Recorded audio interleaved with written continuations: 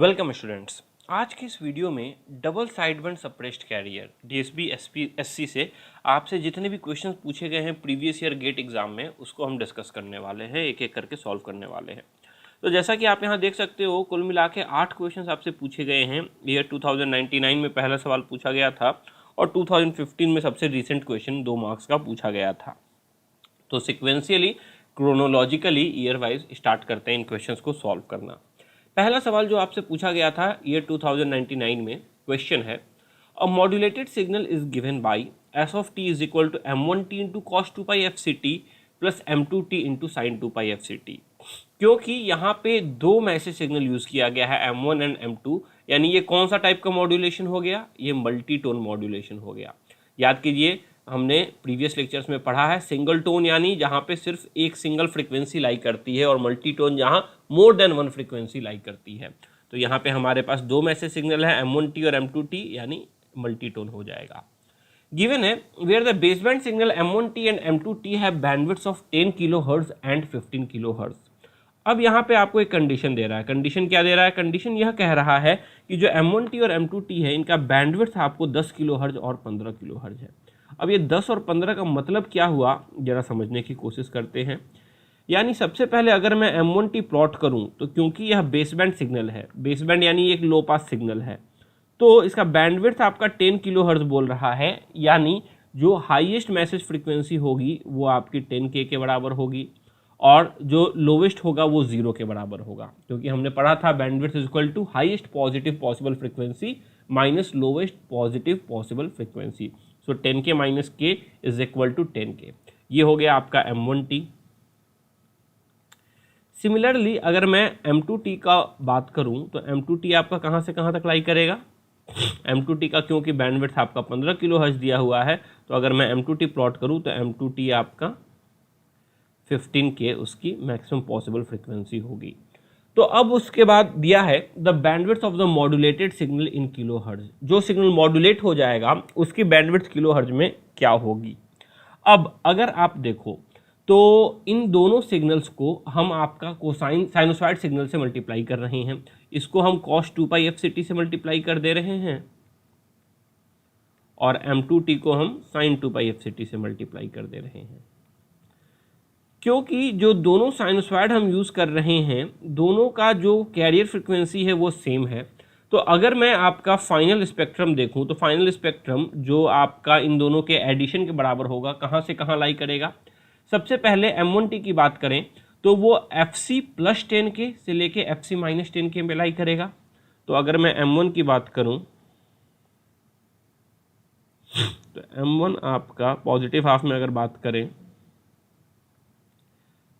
तो ये अगर मेरा fc है then it will be fc plus 10K to fc minus 10K। Similarly अगर मैं m2 की बात करूं तो m2 कहां से कहां लाई करेगा? m2 fc plus 15K and fc minus 15K पे लाई करेगा। यानी अगर मान लो मैं ये m2 बना रहा हूं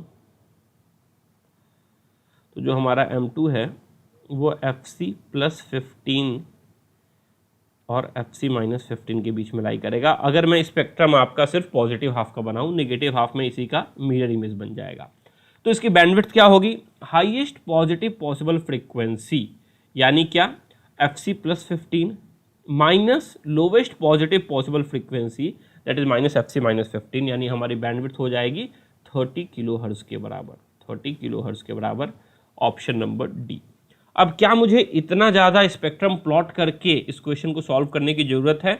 तो जी नहीं। जैसा कि अभी हमने पढ़ा है प्रीवियस लेक्चर में कि AM की बात करूं, चाहे वो डबल साइडबैंड फुल कैरियर हो या डबल साइडबैंड सप्रेस्ड कैरियर हो, जो बैंडविड्थ होती है वो 2 टाइम्स FM के बराबर होती है, जहां FM जो हो गया वो मैक्सिमम पॉसिबल फ्रीक्वेंसी है मैसेज सिग्नल का।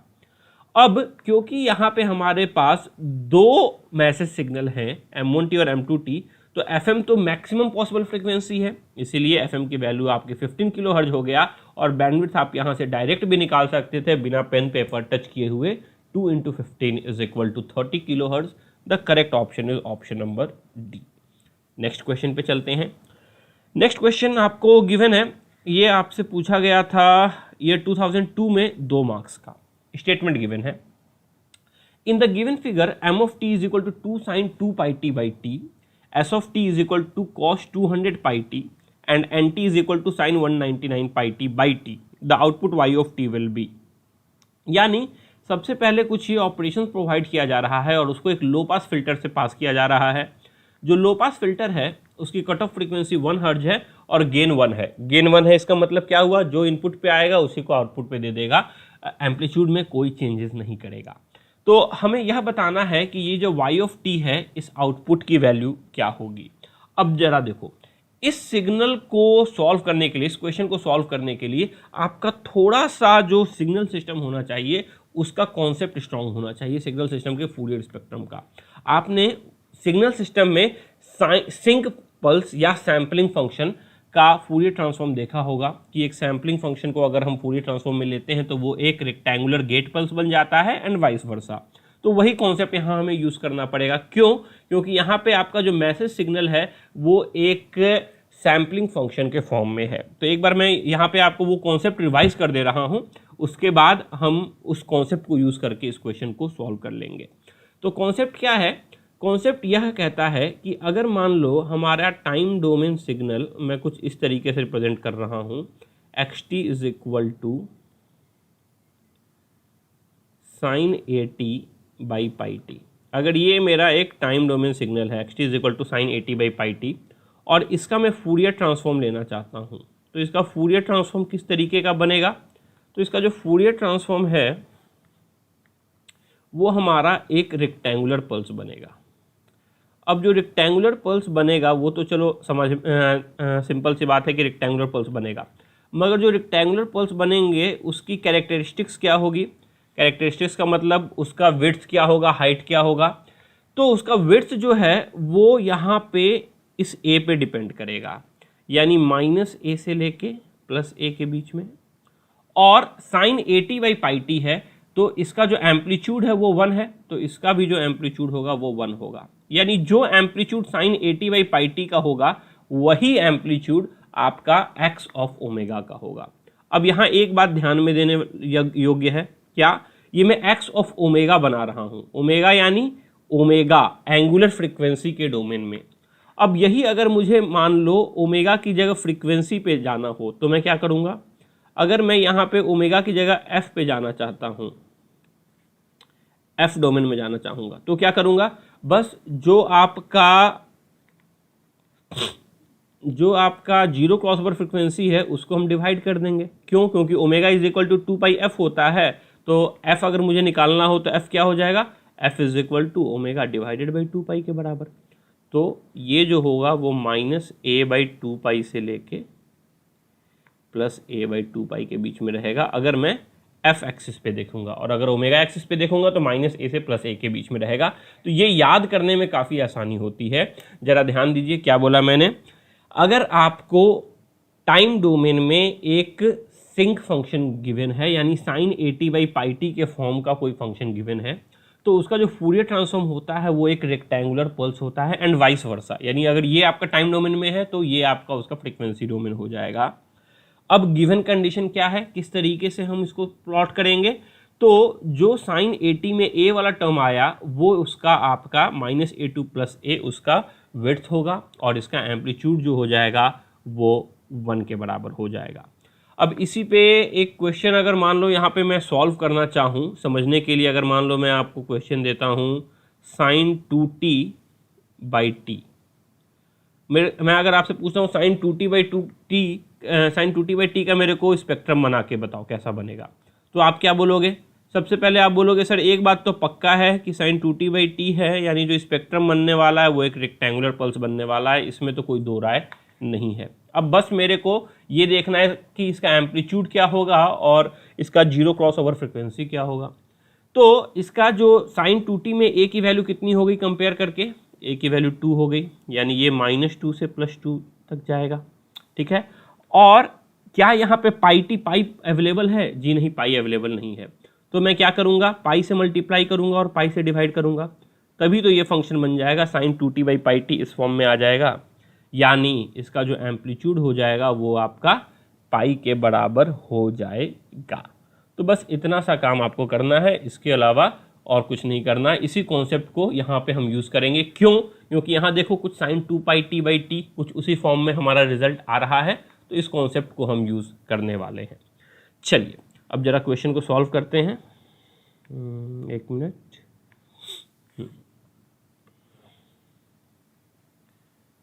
मैं सिर्फ इस चीज पार्ट को कॉपी करता हूँ।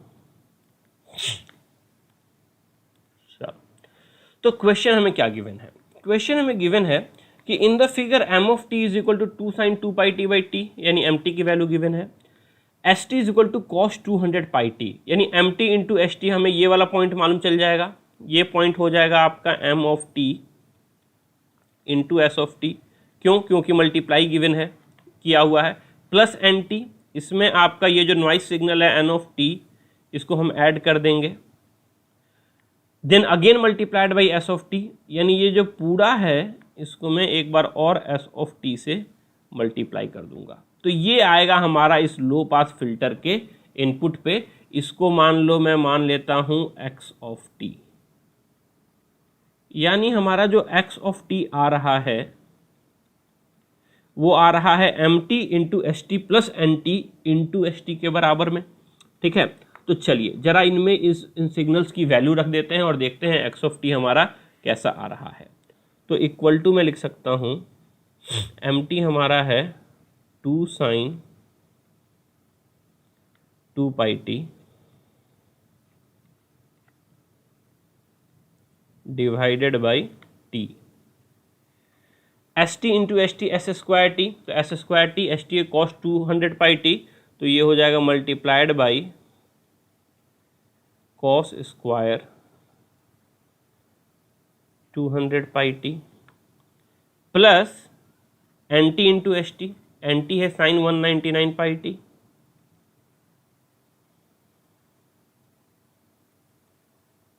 Divided by T multiplied by into S T cos 200 pi T. ये हमारा सिग्नल बन गया। अब जरा ध्यान दो, यहाँ पे मैं इसे सिंपल से फॉर्मूले में लाना चाहता हूँ, यानी कॉस स्क्वायर थीटा का सबसे पहले फॉर्मूला यूज़ करूँगा और यहाँ sign A cos theta sine A cos B का फॉर्मूला यूज़ करूँगा। तो चलो उसको भी ज़रा यूज़ कर लेते हैं। तो ये हो जाएगा, ये देखो पहले तो 2 sine 2 pi T by t को एज इट इज छोड़ देते हैं।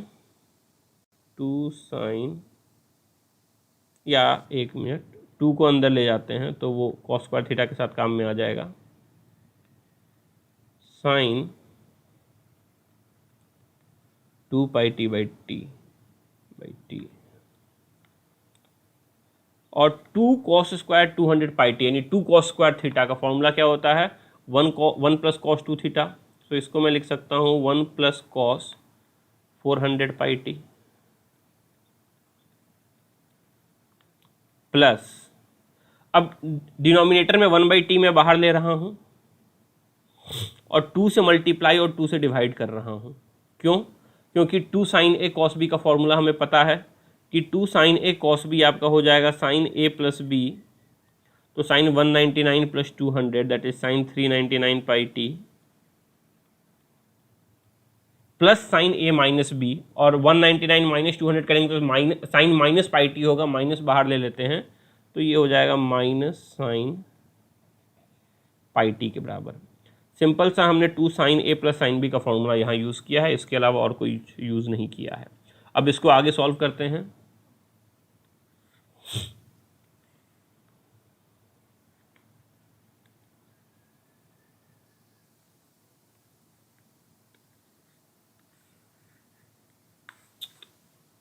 एक मिनट,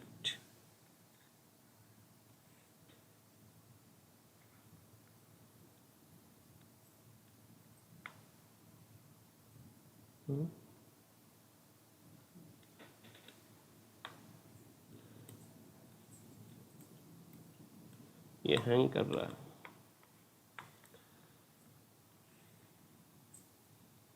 हाँ, तो चलो इसको ज़रा एक बार सॉल्व करते हैं आगे। तो इसको क्या लिख सकता हूँ मैं इसे लिख सकता हूँ ब्रैकेट ओपन करके sine 2 pi T by T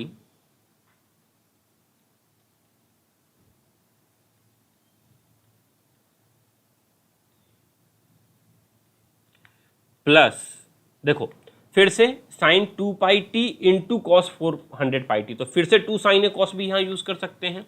तो पहले 1/2t लिख देते हैं और sine A cos B is equal to sine A plus B, that is sine 2 pi T plus 400 pi T, so sine 400 pi T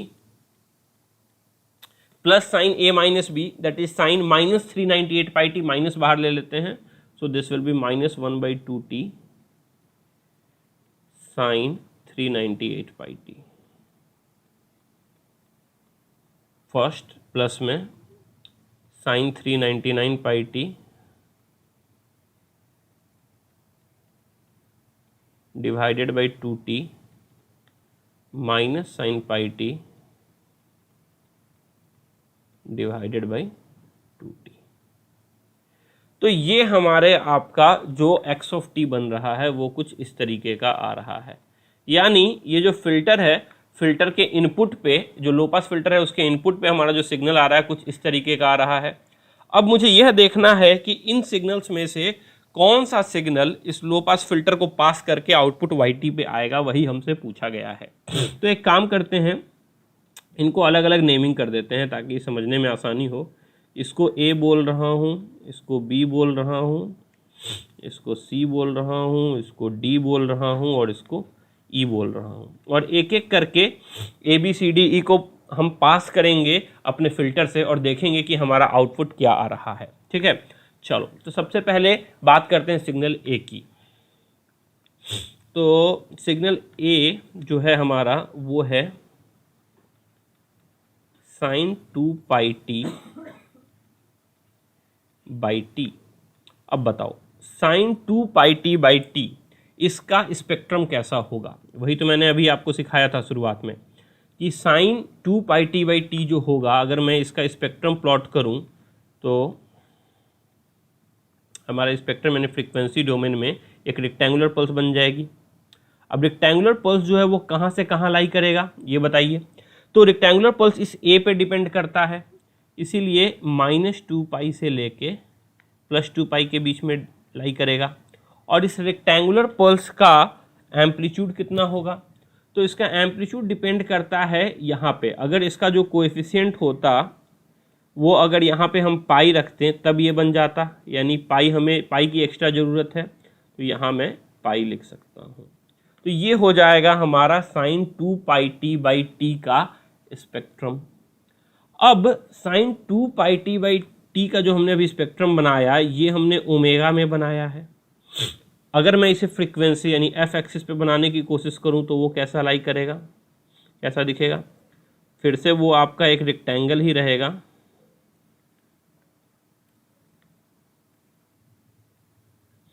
मगर 2 पाई से divide कर देंगे, दैट इज -1 से +1 के बीच में, और एम्पलीट्यूड उसका आपका पाई के बराबर रहेगा। ठीक है, अब जरा इसकी बात करते हैं।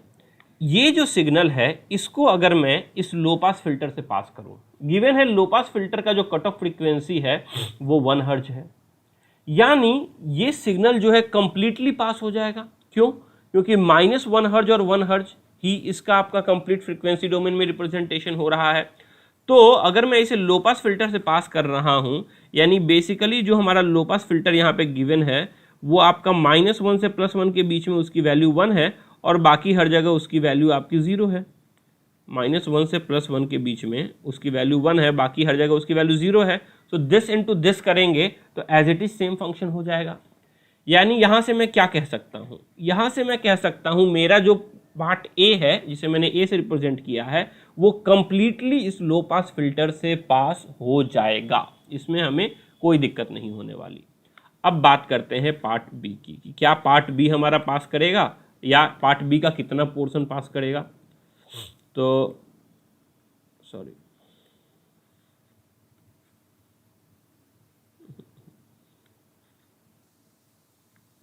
एक मिनट,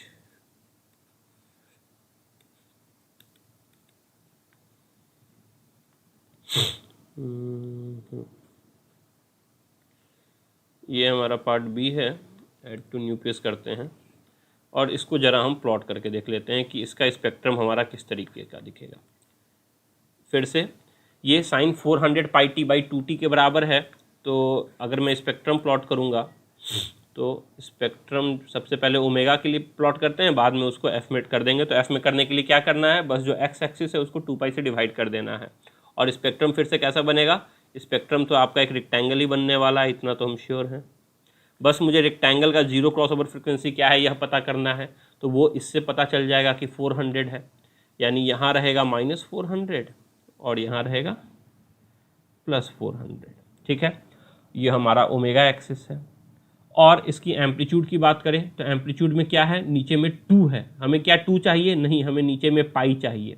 तो पाई से मल्टीप्लाई करेंगे और पाई से डिवाइड कर देंगे, यानी पाई/2 एक एक्स्ट्रा फैक्टर आ रहा है। हमारे जनरल फॉर्मेट से पाई/2 एक्स्ट्रा फैक्टर आ रहा है, तो इसका जो एम्पलीट्यूड हो जाएगा वो हो जाएगा पाई/2 के बराबर। अब इसको मैंने ओमेगा डोमेन में किया। अगर इस ओमेगा की जगह मैं एफ लिख दूं, तो मुझे क्या करना है, बस ये जो 400 है इसको डिवाइड कर देना है 2 पाई से। 400 divided by 2 pi and -400 divided by 2 पाई, जैसा हमने यहाँ किया था। -2 पाई से +2 पाई गया, सॉरी 400 पाई है ना, ओ सॉरी ये 400 पाई है, इसीलिए 400 पाई divided by 2 pi and -400 pi divided by 2 pi के बराबर में। ठीक है, तो इसकी वैल्यू क्या हो जाएगी, पाई पाई कैंसिल हो गया, यानी +200 और यहाँ पे हो जाएगा -200। यानी ये जो सिग्नल है 1/2t साइन 400 पाई टी, ये -200 हर्ट्ज से +200 हर्ट्ज के बीच में पाई/2 वैल्यू दे रहा है। अब अगर मैं इसे अपने लो पास फिल्टर से पास करूं, जो कि सिर्फ -1 से +1 के बीच के सिग्नल को पास कर रहा है, तो क्या आउटपुट आएगा, जो हमारा आउटपुट आने वाला है वो सेम ही आएगा, मगर -1 से +1 के बीच में आएगा। यानी अगर मेरे को कोई बोले कि आउटपुट प्लॉट करो, तो हमारा जो आउटपुट आएगा वो कुछ इस तरीके का आएगा। -1 से +1 के बीच में एक रेक्टेंगल आएगा, और ये जो रेक्टेंगल होगा, इस रेक्टेंगल का जो एम्पलीट्यूड होने वाला है वो पाई/2 होने वाला है। बाकी सारे पार्ट, यानी ये वाला जो पार्ट है -400 से -1 के बीच में और +1 से +400 के बीच में, इसको तो जो हमारा फिल्टर है वो ट्रंकेट कर देगा, हटा देगा। यानी अब जो हमारा फिल्टर का आउटपुट आएगा पार्ट बी का, वो कुछ इस तरीके से आएगा, -1 से +1 के बीच में पाई/2।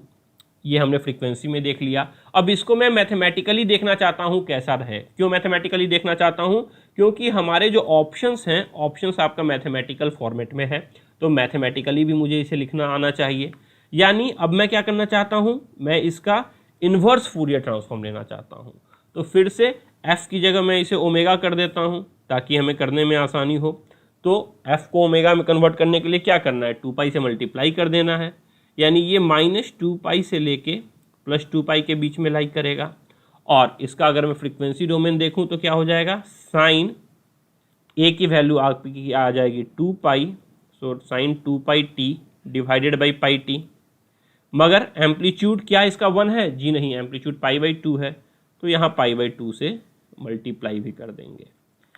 यानी बेसिकली अगर मैं कंक्लूड करूं तो अगर मैं B को इनपुट दे रहा हूं अपने लो पास फिल्टर पे, लो पास फिल्टर के इनपुट पे B दे रहा हूं, तो आउटपुट पे क्या आ रहा है, अगर B को अपने लो पास फिल्टर के इनपुट पे दे रहा हूं तो जो आउटपुट आ रहा है वो आ रहा है हमारा पाई/2। तो पाई पाई कैंसिल कर देते हैं, सो sine 2 pi T by 2t के बराबर, क्योंकि पाई पाई कैंसिल हो गया। तो B को इनपुट दिया तो आउटपुट आ गया sign 2 pi T by 2t के बराबर। सिमिलरली अगर आप ध्यान दो तो अगर आप C को इनपुट दोगे तो भी आउटपुट क्या आएगा, C क्या है, 398 पाई टी है, यानी वो -398 से लेके +398 के बीच में 1 होगा। यानी यहां से क्या मैं यह कह सकता हूं कि जिस तरीके से मैंने यहाँ पे B को इनपुट दिया लो पास फिल्टर पे, तो आउटपुट हमारा C आ गया। उसी तरीके से अगर मैं C को भी इनपुट दूंगा, क्योंकि C भी आपका बहुत बड़ा है, 398 लाई कर रहा है, तो C को भी अगर लो पास फिल्टर से आउटपुट दूंगा तो आउटपुट हमारा same sine 2 pi T by 2t के बराबर ही आएगा। जरा सोचो ऐसा क्यों बोला मैंने, क्योंकि जरा देखो C और B में क्या अंतर है, बस यहाँ 400 पाई है और यहाँ 398 पाई है। यानी अगर मैं इसका स्पेक्ट्रम देखूं तो यहाँ पे -200 की जगह -198 हो जाएगा। ये पार्ट तो वैसे ही ट्रंकेट हो जाएगा लो पास फिल्टर से पास करने के बाद, यानी बचेगा सिर्फ -1 से +1 के बीच π/2। और उसका अगर मैं वापस IFT इनवर्स फूरियर ट्रांसफॉर्म लूंगा तो फिर से हमारा सेम ही रिजल्ट आएगा। तो यहाँ से मैं यह कह सकता हूँ कि अगर मैं C को भी दूंगा उस लो पास फिल्टर से तो उसका भी आउटपुट sin 2πt/2t ही आया। सिमिलरली अगर मैं D को दूंगा तो क्या आएगा, फिर से सेम ही चीज आएगा, क्योंकि यहाँ पे 399 है, उससे तो हमें मतलब नहीं है। तो चलो अगर मैं D को भी देता हूं इस लो पास फिल्टर से, D को भी देता हूं इस लो पास फिल्टर से, तो इसका भी जो आउटपुट आएगा वो आपका sin 2πt/2t के बराबर ही आएगा। अब बात करते हैं लास्ट वाले सिग्नल E की। E है आपका sin πt/2t। E है आपका sin πt/2t। ठीक है, अब इसका जरा स्पेक्ट्रम प्लॉट कर ले। अगर स्पेक्ट्रम प्लॉट करेंगे तो सबसे पहले हम किस पे जाएंगे, सबसे पहले एक बात तो पक्का है कि जो स्पेक्ट्रम का जो रिजल्ट आएगा वो आपका एक रेक्टेंगुलर सिग्नल आएगा और ओमेगा डोमेन में चलते हैं। तो जो एम्पलीट्यूड है वो पाई है, यानी ये -π से +π के बीच में लाई करेगा। और यहाँ पे 2 है, क्या हमें 2 चाहिए, नहीं हमें पाई चाहिए, तो पाई से मल्टीप्लाई और पाई से डिवाइड कर देंगे, यानी π/2 एक्स्ट्रा टर्म आ रहा है, यानी इसका जो आपका एम्पलीट्यूड हो रहा है वो π/2 के बराबर हो रहा है। ये हमारा ओमेगा डोमेन में है। हम फ्रीक्वेंसी में देखना चाहते हैं तो डिवाइडेड बाई 2π, तो हमारा फ्रीक्वेंसी डोमेन हो जाएगा। यानी फ्रीक्वेंसी में ये -1/2 से +1/2 के बीच में है, और -1/2 से +1/2 के बीच में है, और हमारा जो फिल्टर है, फिल्टर तो हमारा -1 से +1 के बीच में है ना, फिल्टर तो हमारा -1 से +1 के बीच में जो भी लाई कर रहा है उसको एज इट इज पास कर दे रहा है। यानी यहां से मैं क्या कह सकता हूं, ये जो सिग्नल है एज इट इज पास हो जाएगा। इस सिग्नल में आपका कुछ ट्रंकेशन होगा ही नहीं होगा, पूरा का पूरा पास हो जाएगा। तो जो शुरू में मैंने 5 सिग्नल लिए A B C D E, इन पांचों को फिल्टर से पास करके हमने रिजल्ट देख लिया। रिजल्ट क्या आया, सबसे पहले A जो है A as it is pass हो गया, जैसा हमने यहाँ देखा है। सबसे पहले A कहाँ किया था, हाँ A को हमने देखा तो A नहीं, ये तो B था, A कहाँ गया, A को तो यही किया है। A का हमने देखा तो A as it is pass हो जाएगा, क्योंकि वो एग्जैक्ट -1 से +1 के बीच में लाई करेगा। तो हमारे आउटपुट में sin 2πt/t आ जाएगा A के चलते, A के चलते A को जब मैं लो पास फिल्टर से दे रहा हूं तो आउटपुट आ रहा है sin 2πt/t के बराबर में। A हो गया हमारा। B C D का हमने देख लिया, और E भी आपका एज इट इज आ जा रहा है -sin πt/2t। और जब मैं E को दे रहा हूं लो पास फिल्टर से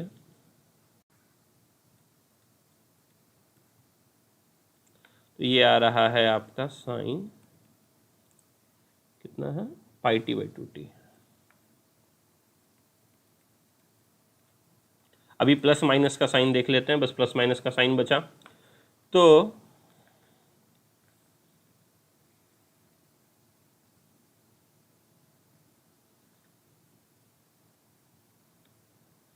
ये हमारा इनपुट था, ठीक है। और अगर मैं आउटपुट की बात करूं तो आउटपुट में क्या आ रहा है, जरा इस बात पे ध्यान दीजिएगा। हाँ, आउटपुट में आपका B C और D के चलते सेम पार्ट आ रहा है, sin 2πt sin 2πt sin 2πt/2t, ठीक है। और इसमें अगर देखो तो B और C में प्लस और माइनस का साइन है, यानी जो B का आउटपुट होगा वो C के आउटपुट को आपका कैंसिल कर देगा, B का आउटपुट C के आउटपुट को कैंसिल कर देगा। यानी यहां से एक D का आउटपुट, एक A का और एक E का, E का माइनस होगा और A और D का आपका एडिशन हो जाएगा। यानी अगर मैं आउटपुट लिखूं तो A के चलते sin 2πt/t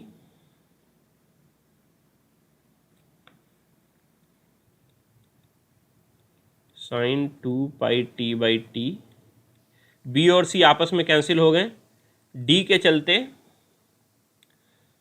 sin 2πt/2t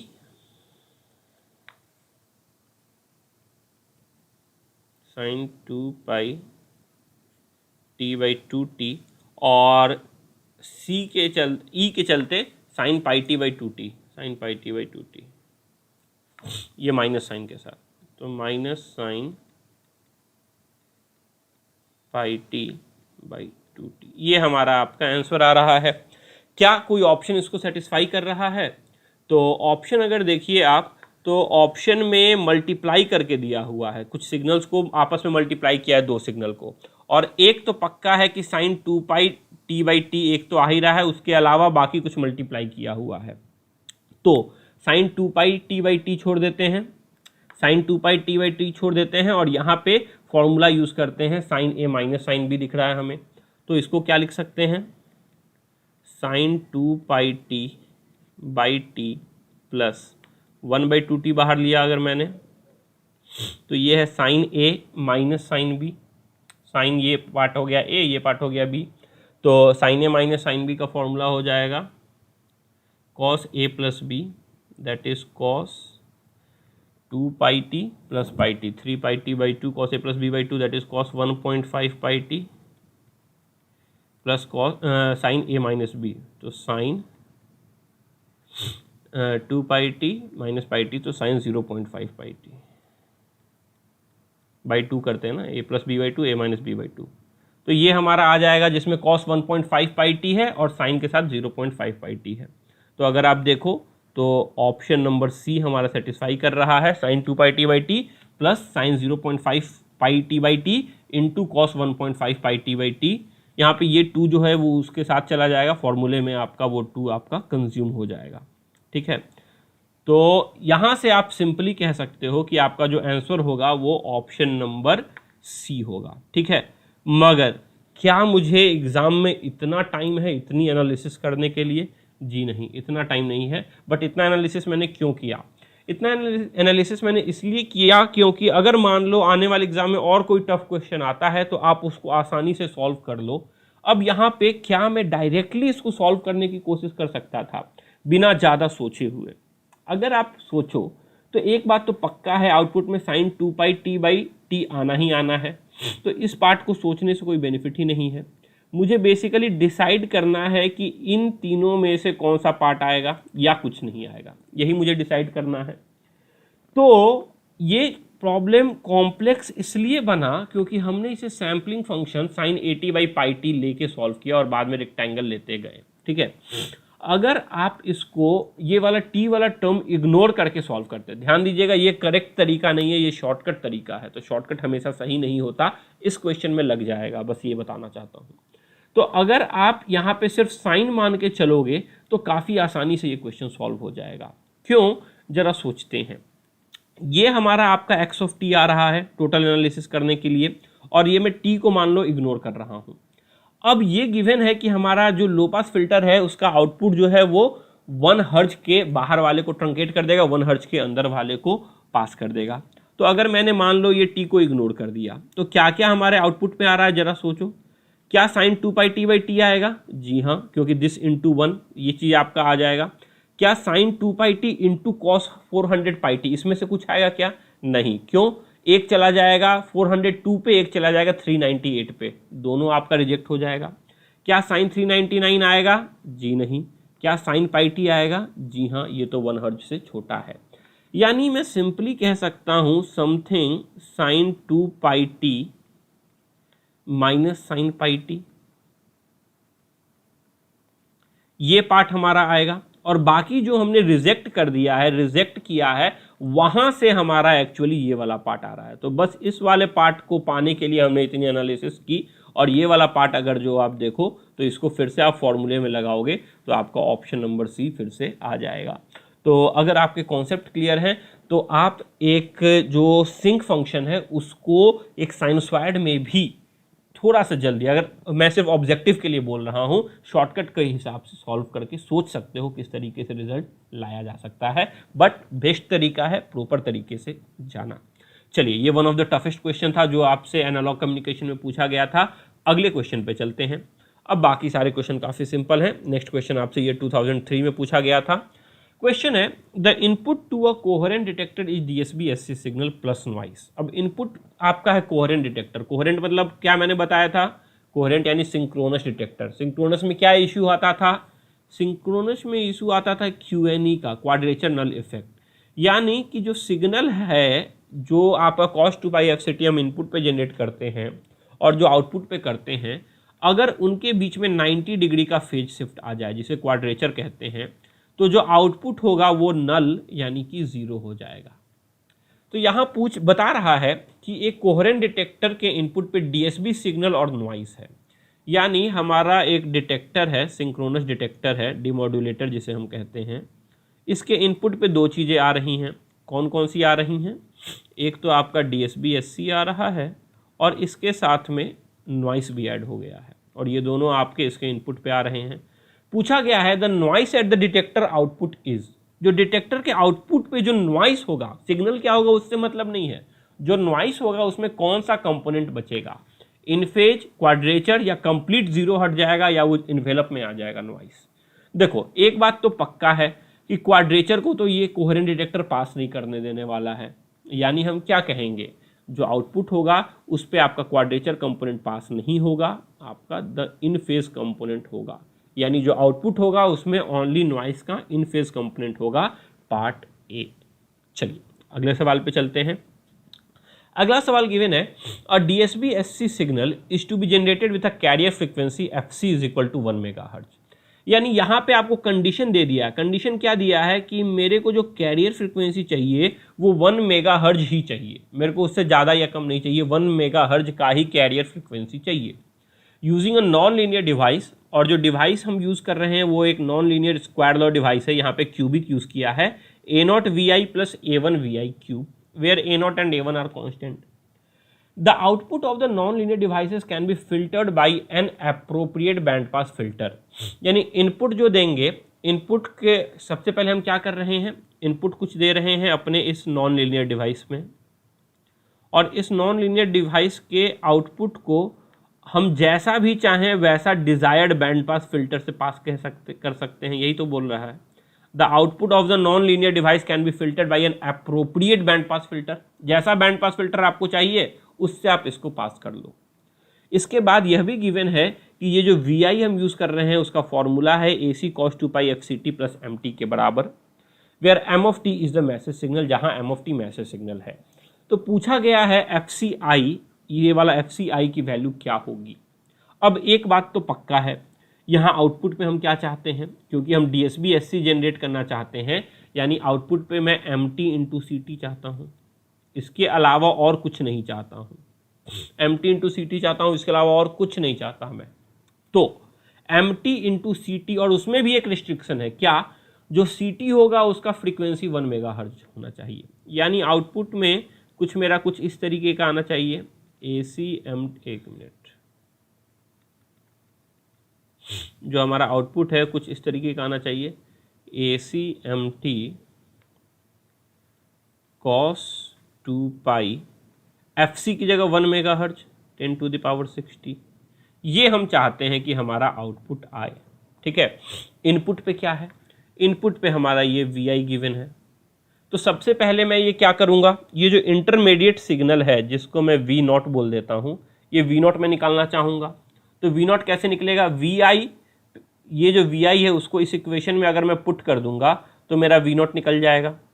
तो चलिए जरा V0 निकालने की कोशिश करते हैं। V0 क्या होगा, V0 इज इक्वल टू, सबसे पहले A0 VI, यानी A0 से मैं मल्टीप्लाई कर दूंगा सारे इनपुट को, तो A0 into AC cos 2π FC, ये FC to the power I नहीं है, वो रिप्रेजेंट करने का तरीका है बस, प्लस A0 इंटू MT, ये हमने लिख दिया, फर्स्ट पार्ट हो गया। A0 VI plus A1 VI cube, यानी प्लस A1 अब VI क्यूब, तो ये कुछ A प्लस B के होल क्यूब के फॉर्मूला में है, और A प्लस बी का होल क्यूब हम जानते हैं क्या होता है, A cube plus B cube plus 3A square B plus 3AB square, तो वो लिख देते हैं। सबसे पहले A cube that is AC cube cos cube 2 pi F C T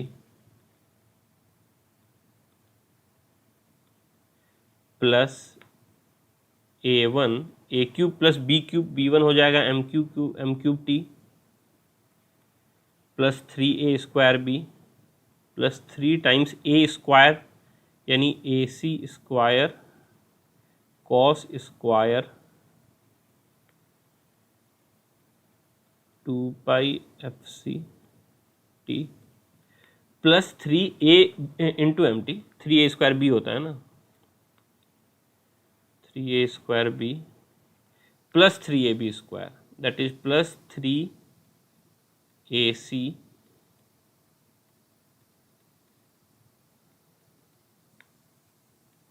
cos 2 pi F C T M square T plus 3ab square.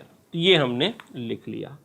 अब ये मेरे को दिया हुआ है कि ये जो वी नॉट टी हमारा आया इसको मैं एक बैंड पास फिल्टर से पास करूंगा, और हमारे पास ये पावर है अभी इसने दे दिया है क्योंकि यहाँ पे इसने यूज़ कर दिया है एप्रोप्रिएट फिल्टर। ये पावर है इस बैंड पास फिल्टर में कि यह आउटपुट में सिर्फ M T into C T देगा, बाकी सारे सिग्नल को ये आपका ट्रंकेट कर देगा। कैसे करेगा उससे मतलब नहीं है, बट ये आउटपुट में सिर्फ M T into C T ही देने वाला है और कुछ नहीं देने वाला है, साफ साफ बोल दिया है। तो जरा देखते हैं इस वी नॉट में से क्या क्या हमारे आउटपुट तक पहुंचेगा। ये है A naught A C cos 2 pi F C T, यानी एक कैरियर सिग्नल जो एफ सी पे सेंटर्ड है। क्या ये पास करेगा? जी नहीं, ये पास नहीं करेगा क्योंकि ये M T into C T के फॉर्मेट में नहीं है। एक्चुअली ये F C minus F M से F C plus F M के बीच में है, मगर क्योंकि ये M T into C T के फॉर्मेट में नहीं है इसीलिए ये पास नहीं करेगा। हमारा बैंड पास फिल्टर इस तरीके से डिजाइंड है कि वो सिर्फ M T into C T के ही टाइप के सिग्नल को पास करेगा। A not into M T, ये तो आपका माइनस एफ एम से प्लस एफ एम के बीच में होगा, ये तो पास करेगा ही नहीं करेगा। तीसरा ये वाला ए वन ए सी cube cos cube 2 pi F C T, इसमें एम टी का तो टर्म ही नहीं है तो ये तो पास करने वाला ही नहीं है। ए वन एम क्यूब टी, ये माइनस 3 एफ एम से प्लस 3 एफ एम के बीच में लाई करेगा, ये भी पास नहीं करेगा। जैसा हमने बताया था M square T minus 2 F M से प्लस 2 एफ एम के बीच में लाई करता था, similarly M cube T minus 3 F M से प्लस 3 एफ एम के बीच में लाई करेगा। जरा ये सिग्नल देखो 3ac square cos square 2 pi F C T M T, क्योंकि कॉस स्क्वायर है यानी यहाँ से 2 पार्ट बन जाएगा, एक बन जाएगा 1 plus cos 4 pi F C T M T, यानी इसका एक पार्ट पास करेगा और एक पार्ट पास नहीं करेगा। और अगर इसकी बात करें तो ये F C plus 2 F M और F C minus 2 F M के बीच में लाई करेगा एम स्क्वायर टी। क्या हमें आउटपुट में एम स्क्वायर टी चाहिए? जी नहीं, इसीलिए इसको भी हम मानेंगे कि यह भी आपका पास नहीं हो रहा। यानी जो वी नॉट है, वी नॉट में से आपका बस ये जो सिग्नल है 3i square cos square 2 pi F C I T M T, इसका एक पार्ट पास करने वाला है, इसके अलावा और कोई पास करने वाला ही नहीं है। अब कौन सा पार्ट पास करने वाला है जरा उसकी बात कर लेते हैं। इसको मैं लिख सकता हूँ 2 कॉस स्क्वायर थीटा का फॉर्मूला लगा रहे हैं, so 3/2 A C square into 1 plus cos 2 theta, तो A C square M T एक पार्ट हो गया और दूसरा पार्ट हो जाएगा 3/2 A C square cos 4 pi F C I of T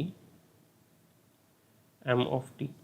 ये हमारा, इसको मैं एक्सपेंड करके लिख सकता हूँ। मैंने क्या यूज़ किया? 2 cos square theta is equal to 1 plus cos 2 theta मैंने यूज़ किया। अब इन दोनों में से कौन सा पास करेगा? तो ये तो माइनस एफ एम से प्लस एफ एम के बीच में लाई करता है, ये पास नहीं करेगा, ये वाला सिग्नल आपका पास कर जाएगा। अब हमारे को जो आउटपुट चाहिए उसका फॉर्मेट क्या होना चाहिए? वो चाहिए हमें कुछ A C M T cos 2 pi into 10⁻6 T के बराबर, ये होना चाहिए हमारा। ठीक है, तो इसको कॉपी करके नहीं, ठीक है, तो इससे मैं लिख लेता हूँ, हमें जो आउटपुट चाहिए वो चाहिए A C cos 2 pi F C T into M T के फॉर्मेट में, और जो मिल रहा है वो मिल रहा है कुछ 3/2 AC I square cos 4 by F C I T plus M T के बीच में। अब इन दोनों को कोरिलेट कर लेते हैं। एम टी हो गया, ये जो ए सी हो जाएगा ये आपका 3/2 ACI² के बराबर हो गया, cos 2 पाई FCT cos 4 पाई FCIT के बराबर है। तो यहाँ से मैं क्या कह सकता हूँ, मैं यह कह सकता हूँ FC is equal to 2 times FCI, तभी तो ये दोनों बराबर हो जाएगा ना, 2 pi into 2 FCI of T, तो 2 पाई टी कैंसिल और 2 FCI इक्वल टू FC। और हम जानते हैं क्वेश्चन में हमें गिवन है कि जो FC है वो आपका 1 मेगाहर्ट्ज के बराबर है, तो इसको यहाँ पे पुट करते हैं, तो यहाँ से आप सिंपली लिख सकते हो FCI जो है वो 1 megahertz by 2 that is 0.5 megahertz के बराबर हो जाएगा। तो 0.5 मेगाहर्ट्ज आपका करेक्ट ऑप्शन जो हैगा वो हो जाएगा ऑप्शन नंबर सी। तो इस तरीके से इस क्वेश्चन को आपको सॉल्व करना था। अगले क्वेश्चन पे चलते हैं। अगला क्वेश्चन आपको यहाँ पे गिवन है, यह आपसे ये 2014 में पूछा गया था, 2 मार्क्स का। गिवन है, consider a system shown in the figure, let x of f and y of f denote the Fourier transform of xt and yt respectively, the ideal high pass filter as the cut off frequency of 10 kilohertz. ये जो high pass filter है ये 10 kilohertz से ऊपर के signal को pass करेगा, बाकी सबको रिजेक्ट कर देगा। और बैलेंस मॉड्यूलेटर है, यानी बेसिकली आउटपुट क्या होगा, बस MT इंटू CT, एक आपका DSB SC सिग्नल बनेगा। तो पूछा जा रहा है the positive frequency where y of f has spectral peak r। ये जो पीक देख रहे हो आप, जो x ऑफ f है उसका पीक कहाँ पे है, -1 किलोहर्ट्ज और +1 किलोहर्ट्ज। तो ये बोला जा रहा है ये जो y ऑफ t होगा इसका पीक कहाँ कहाँ पे होगा, यानी बेसिकली आपको स्पेक्ट्रम प्लॉट करके रिजल्ट बताना है और कुछ नहीं। तो चलिए प्लॉट कर लेते हैं, स्पेक्ट्रम तो हमने कई बार प्लॉट किया है, ठीक है। तो सबसे पहले xt यहाँ पे है, इस सिग्नल को मैं मान लेता हूँ x1, इसको मैं मान लेता हूँ x2 और ये हो जाएगा yt। स्टेप बाय स्टेप जाने में काफ़ी आसानी होती है। तो पहले x1 प्लॉट करते हैं, x1 का स्पेक्ट्रम। x1 क्या होगा, xt इंटू 10 किलोहर्ट्ज, यानी ये जो xf है इसको मैं 10 किलोहर्ट्ज पे शिफ्ट कर दूंगा। 10 किलोहर्ट्ज पे कैसे शिफ्ट कर सकता हूँ, जो 0 पे है वो 10 पे हो जाएगा, जो 0 पे है वो 10 पे हो जाएगा, और जो -3 पे है वो 10 - 3 7 पे होगा, जो +3 पे है वो 10 + 3 13 पे होगा। -1 + 1 पे पीक है, यानी यहाँ पे 9 और 10 + 1 11 पे पीक होगा। यानी हमारा जो सिग्नल बनेगा कुछ इस तरीके का बनेगा। ये तो हमारा पॉजिटिव बन गया, ठीक है, ये हमारा पॉजिटिव बन गया। अब निगेटिव में भी बनेगा, क्योंकि प्लस में भी शिफ्ट होता है, माइनस में भी शिफ्ट होता है। तो अगर मैं निगेटिव बनाने की कोशिश करूं तो निगेटिव कहाँ से स्टार्ट होगा, 0 जो है वो -10 पे चला जाएगा, पीक जो है वो एक -9 पे रहेगा, एक -11 पे रहेगा, फिर यहाँ पे जो है आपका -10 + 3 दैट इज़ -7 और -10 - 3 दैट इज़ -13 लाइक करेगा। यानी जो सिग्नल होगा वो आपका -10 से स्टार्ट होगा, -11 पे पीक पकड़ेगा, फिर -13 जाएगा, फिर -10 से स्टार्ट होगा, -9 पे पीक पकड़ेगा और -7 तक जाएगा। तो ये जो है ये स्पेक्ट्रम बन गया हमारा x1 ऑफ f। अब इस x1 ऑफ f को क्या कर रहे हैं, 10 किलोहर्ट्ज के हाई पास फिल्टर से पास कर रहे हैं। यानी हाई पास फिल्टर से पास करने का मतलब क्या हो गया, इसको मैं मल्टीप्लाई कर रहा हूँ एक हाई पास फिल्टर से जो 10 किलोहर्ट्ज के ऊपर सबको एज इट इज़ पास कर देगा और 10 किलोहर्ट्ज के नीचे जितना है उसको वो आपका ब्लॉक कर देगा, both positive as well as negative. 10 kilohertz के ऊपर जो है उसको पास कर देगा, 10 किलोहर्ट्ज के जो नीचे है उसको ब्लॉक कर देगा। यानी x2f की अगर मैं बात करूं तो x2f में आपका ये वाला जो पार्ट है लोअर साइड बैंड ये आपका ट्रंकेट हो जाएगा, सिर्फ अपर साइड बैंड रहेगा, ठीक है। तो जरा x2f को प्लॉट करते हैं, यहीं से अगर मैं इसे कॉपी कर लूं,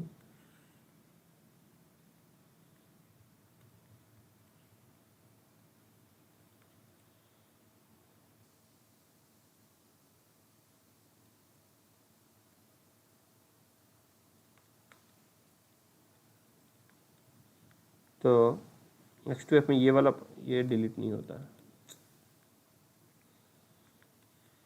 इसको बनाना ही पड़ेगा। चलिए बना लेते हैं फिर।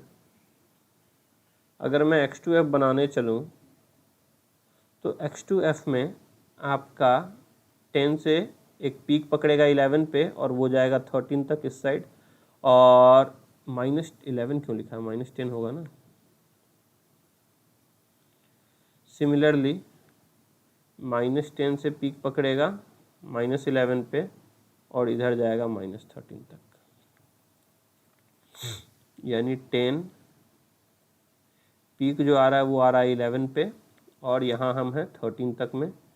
सिमिलरली यहाँ -10 पीक जो है वो -11 पे है और यहाँ हम -13 तक है।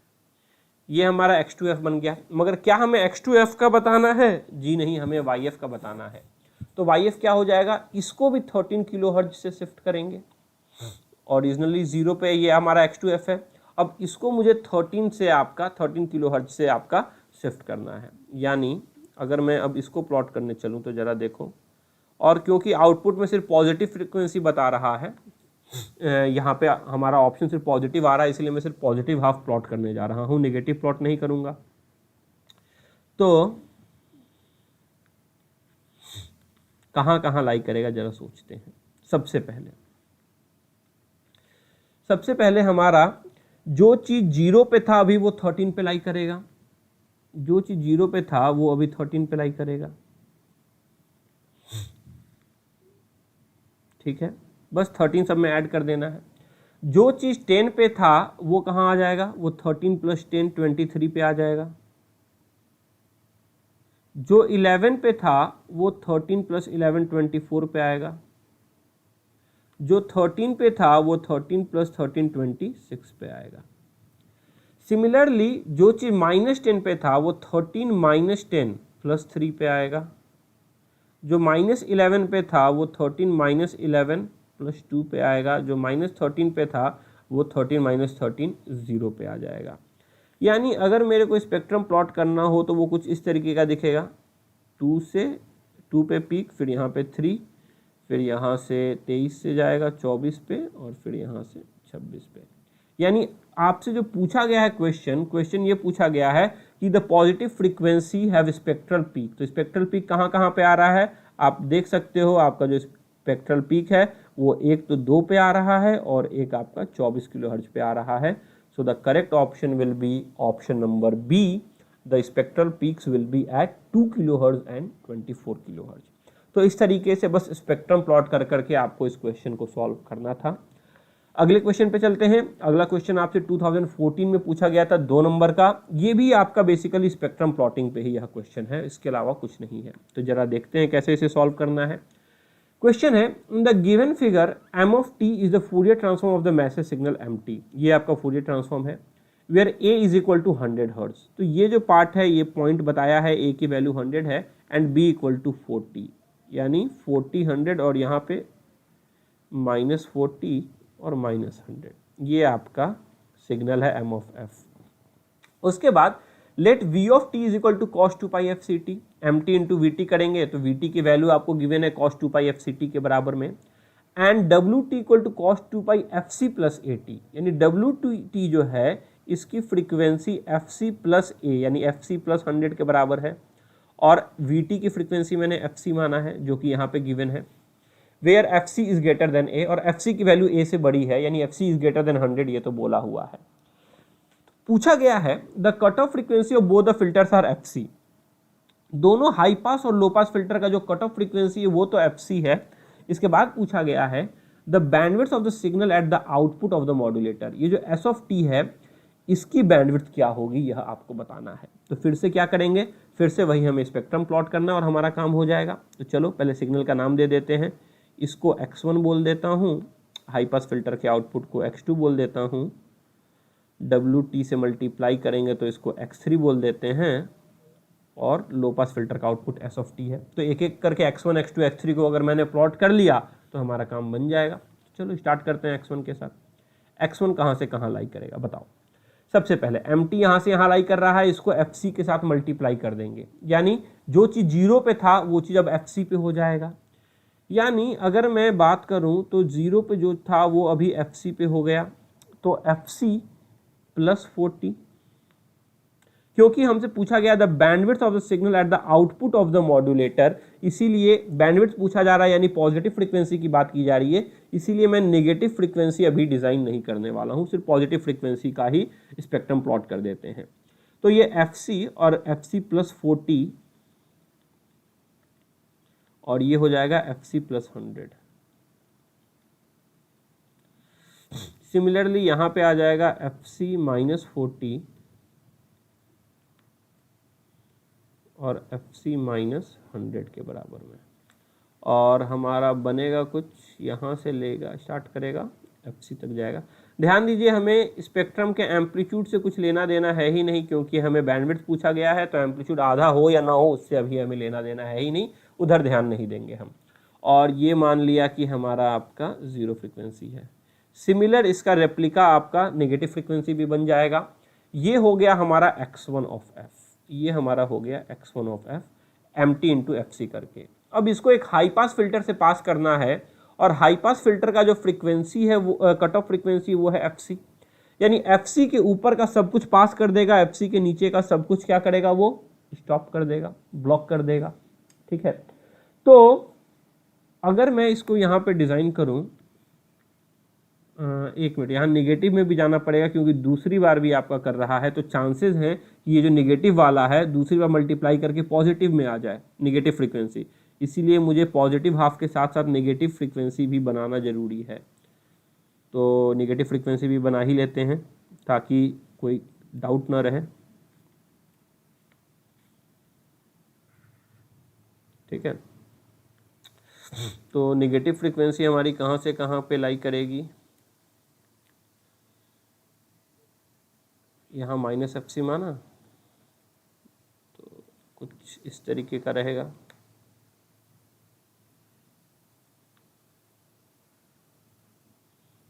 ये हमारी नेगेटिव फ्रीक्वेंसी आएगी, तो ये आएगा -FC +40, ये आएगा -FC +100, ये आएगा -FC -40, और ये आएगा -FC +100 के बराबर। ये तो कंप्लीट स्पेक्ट्रम बन गया x1 ऑफ f का। अब इसको मुझे एक हाई पास फिल्टर से पास करना है।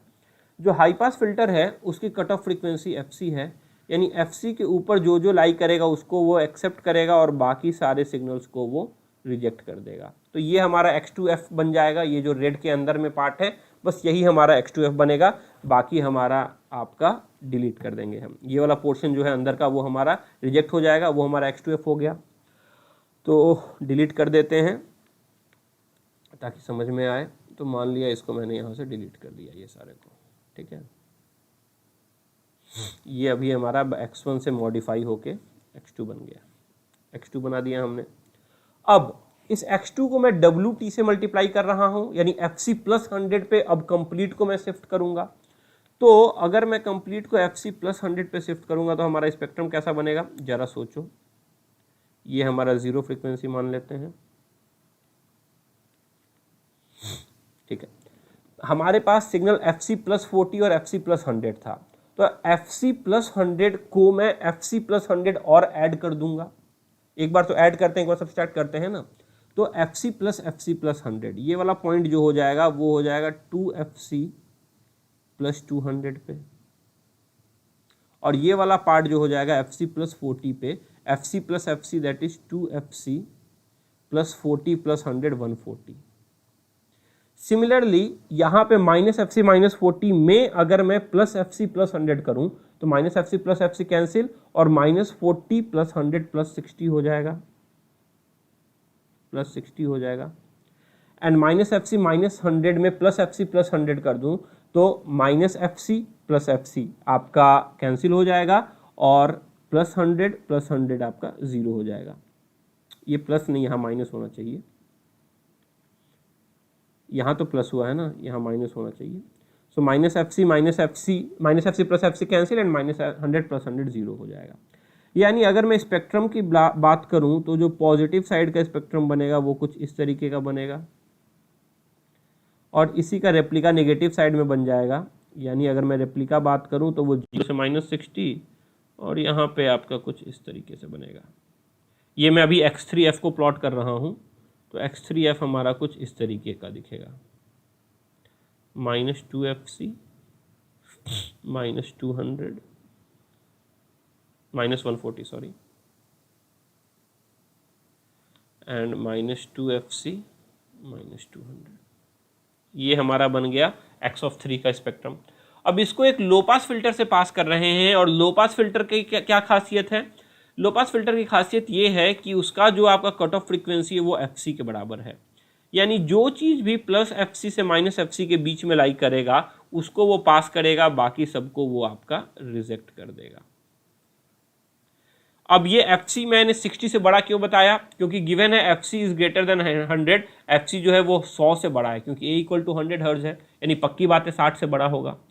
तो हमारा जो फाइनल आउटपुट है s ऑफ t वो किस तरीके का दिखेगा? तो अगर मेरे को s ऑफ t बनाना है तो हमारा s ऑफ t आपका कुछ इस तरीके का सिग्नल दिखेगा।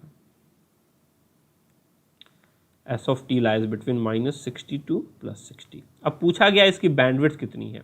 अब बैंडविड्थ तो हम जानते हैं सिर्फ पॉजिटिव फ्रीक्वेंसी को कंसीडर करते हैं, नेगेटिव को कंसीडर ही नहीं करते हैं, इसलिए highest frequency minus lowest frequency 60 - 0, the bandwidth will be 60 hertz. आपका आंसर हो जाएगा 60 के बराबर।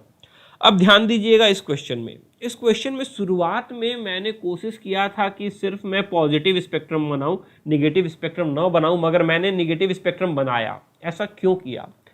क्योंकि यहाँ पे 2 बार हम मॉड्यूलेट कर रहे हैं, सिंगल मॉड्यूलेशन नहीं, 2 बार मॉड्यूलेट कर रहे हैं, 2 बार एक सिग्नल से मल्टीप्लाई कर रहे हैं। तो जब पहली बार मॉड्यूलेट किया मैंने, तो अब तो पक्की बात है नेगेटिव फ्रीक्वेंसी की मुझे जरूरत नहीं है बैंडविड्थ निकालने के लिए, मगर जैसे ही मैंने ये देखा कि इसको दूसरी बार भी मल्टीप्लाई कर रहे हैं, तो पक्की बात है ये चीज़ भी शिफ्ट होकर पॉजिटिव में आएगा, जो कि हुआ, जो कि पॉजिटिव में आया और वो पास भी हुआ। तो इसीलिए ध्यान दीजिएगा, अगर आपका 2 बार मॉड्यूलेशन हो रहा हो तो आपको दोनों पॉजिटिव और नेगेटिव स्पेक्ट्रम बनाना चाहिए। अगर सिंगल मॉड्यूलेशन हो रहा है और बैंडविड्थ का पूछा गया है तो सिर्फ एक बार मॉड्यूलेट करके काफ़ी है, आपको सिर्फ पॉजिटिव स्पेक्ट्रम बना के आप आंसर बता सकते हो। चलिए अगले क्वेश्चन पे चलते हैं। अगला क्वेश्चन 1 मार्क्स का पूछा गया था 2014 में ही।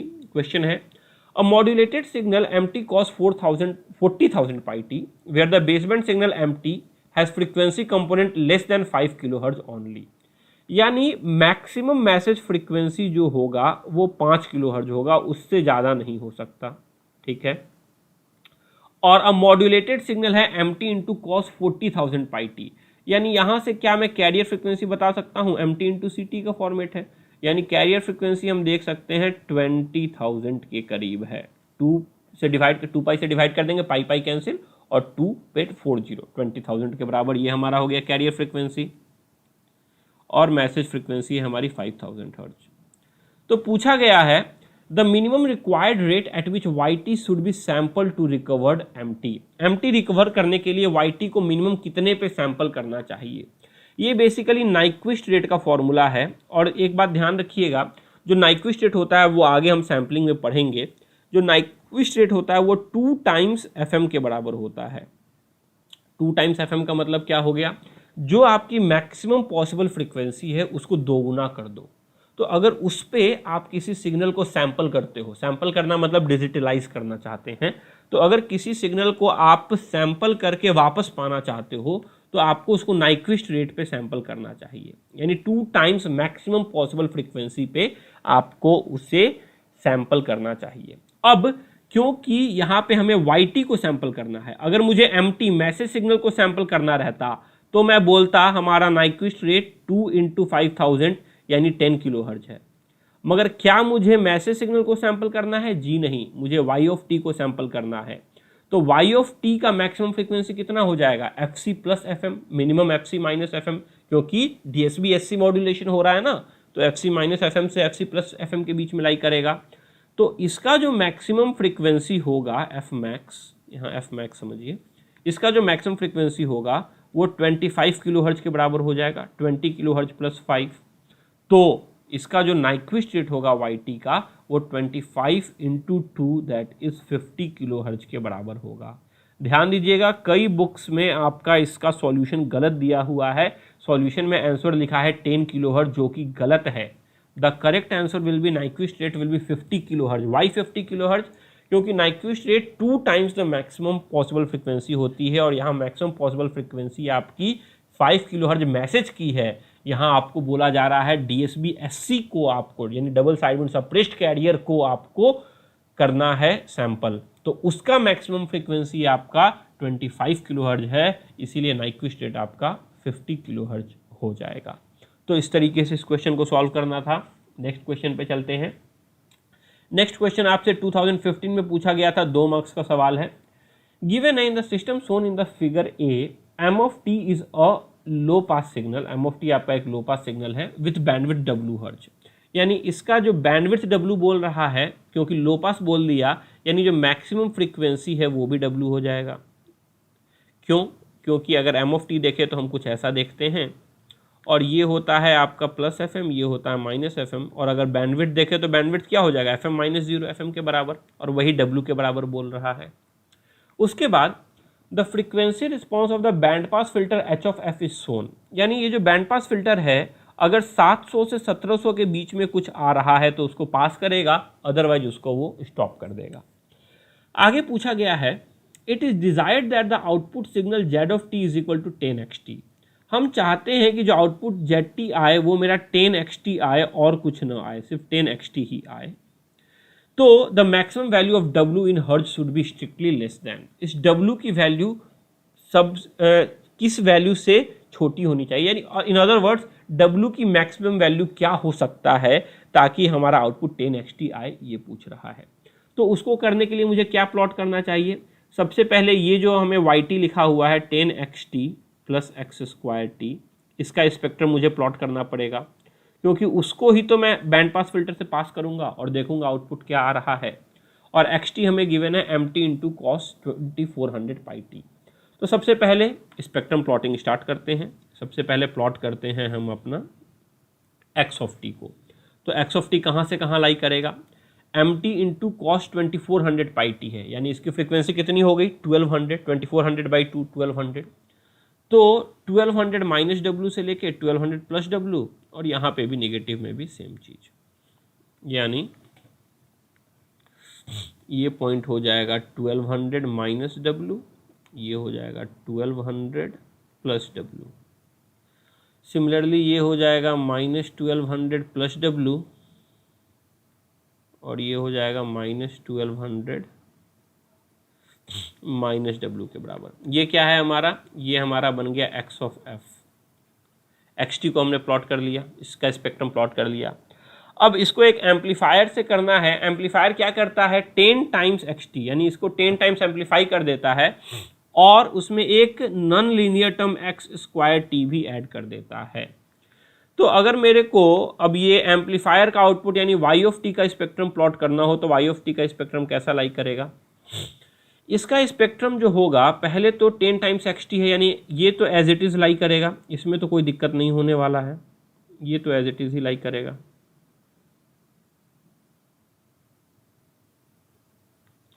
इसको तो बना ही लेते हैं।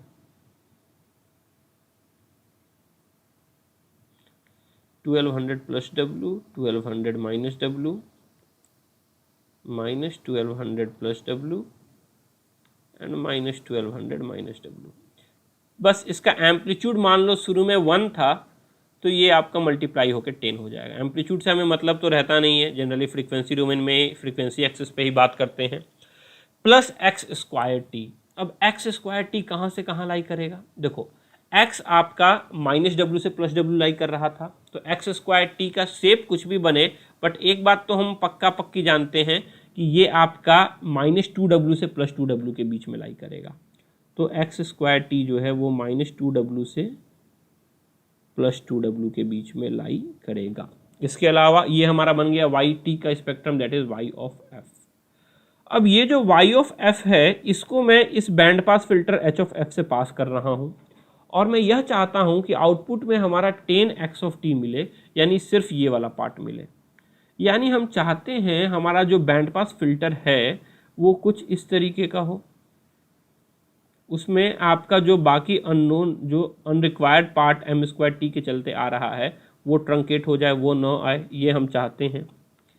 यानी जो बैंड पास फिल्टर है उसका रिस्ट्रिक्शन कहाँ पे होना चाहिए, यहाँ पे, और ये वाली फ्रीक्वेंसी कितनी गिवन है 700। यानी इन अदर वर्ड्स ये जो 2W है ये 700 से बड़ा नहीं होना चाहिए, या ये जो 1200 माइनस W है ये 700 से छोटा नहीं होना चाहिए। अगर ऐसा होता है तो हमारा output as it is 10xt आ जाएगा। यानी हमारे पास दो कंडीशन आ रहे हैं यहाँ से। कौन कौन से दो कंडीशन? सबसे first 2W should be less than 700, क्योंकि 2W अगर 700 से बड़ा हो जाएगा तो आउटपुट में थोड़ा सा नॉइस आ जाएगा इसके चलते, जो कि हम नहीं चाहते हैं। यानी फर्स्ट केस आ रहा है W should be less than 350, और सेकंड क्या आ रहा है? सेकंड हमारा आ रहा है 1200 माइनस W